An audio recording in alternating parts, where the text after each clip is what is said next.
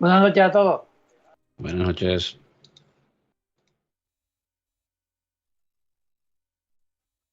Hola queridos amigos de Clave 7, bienvenidos a mi sección Leyendas y Misterios con Antonio Ceniza. Hoy nos vamos a Nueva Orleans para hablaros de la mansión del horror de la Laurie, en Nueva Orleans, claro. Si solíais seguir la serie American Horror Story, es probable que recordéis el fascinante papel de Kathy Bates que nos regaló en su caracterización de una mujer llamada Delphine LaLaurie. Esta es su casa, su distinguida mansión, una interesante construcción de 3 alturas que ha pasado de dueño en dueño a lo largo de los años, desde que esta dama, a la que llamaron el demonio de Nueva Orleans, cometió una serie de actos inconcebibles. A día de hoy, la casa de la mujer que amaba la violencia, la sangre y la tortura sigue en pie en Nueva Orleans. Es una mansión distinguida y bien conservada, que sigue impactando desde fuera y que inquieta aún más cuando uno se atreve a entrar en su interior. Y ha tenido muchísimos propietarios. Después de que ocurriera el desastre en 1834, la mansión tenía salas destruidas por un incendio. Los años siguientes fue únicamente la casa manchada de Nueva Orleans, ahí donde solo los ladrones se atrevían a entrar para saquearla. Entre 1850 y 1888 empezó a ser reconstruida por las propias autoridades. Su finalidad, convertirla en escuela. Era incómodo y los niños tenían miedo. Se oían voces, los pasillos se llenaban de pronto por corrientes frías, así que quedó abandonada nuevamente durante un tiempo.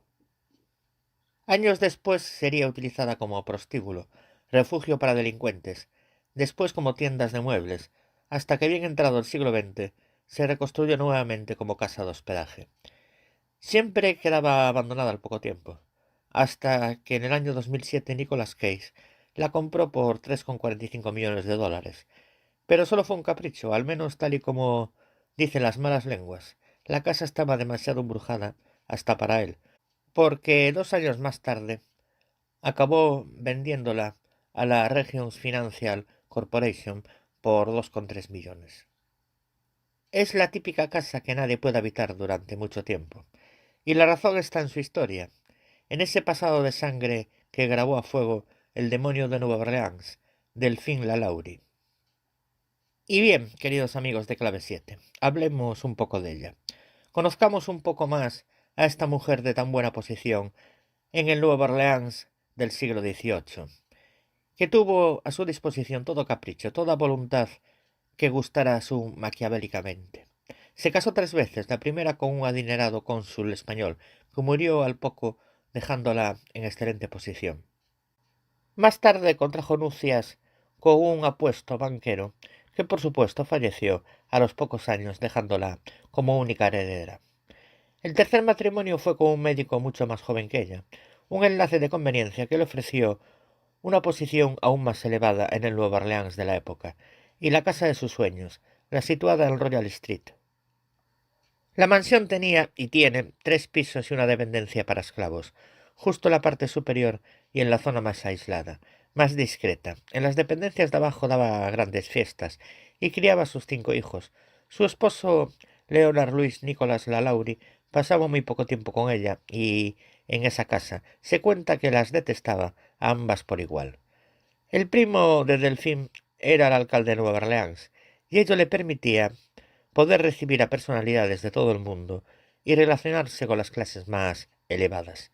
Tenía poder, mucho poder. Era respetada, pero ese respeto se basaba también por el temor a su carácter fuerte, a su personalidad violenta.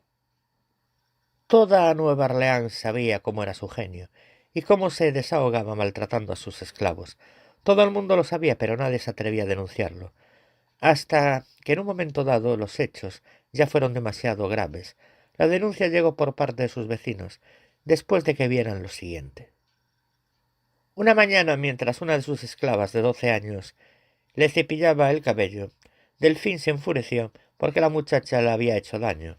La persiguió por todo el balcón exterior del segundo piso, golpeándola hasta el punto que provocó su caída y posterior muerte.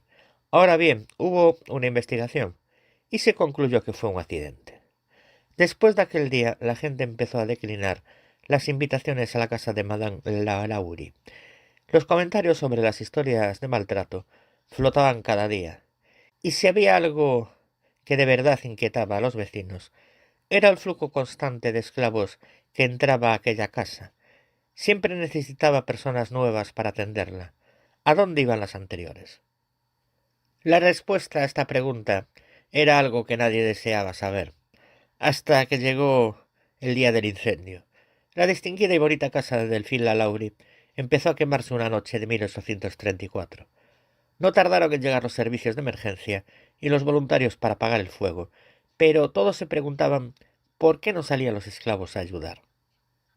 La respuesta estaba claro. No podían. Cuando pudieron entrar en las cocinas se encontraron a una mujer negra con grilletes en los tobillos, sin poder moverse. Declaró al instante que era ella quien había mandado iniciar el incendio por una sola razón, para que el mundo supiera lo que allí ocurría. Para evitar ser castigada por la señora Lalaurie y ser llevada a esa habitación donde todo el mundo entraba, pero nadie salía jamás. Mientras esto ocurría, Delphine se aseguró, mediante el pago a unos voluntarios, a que le sacaran todos los objetos de valor de la mansión. Tras esto escapó, y lo que encontraron en aquella sala justo en el piso de arriba y en la amplia dependencia para sus esclavos fue simplemente horrible e inconcebible a la comprensión humana. Los muertos se mezclaban con los vivos en un caos perturbador y espantoso. Y no, aquello no era simple tortura, simples castigos.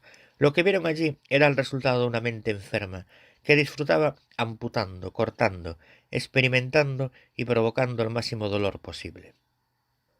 Un desastre que olía a pestilencia, a lágrimas, terror y locura.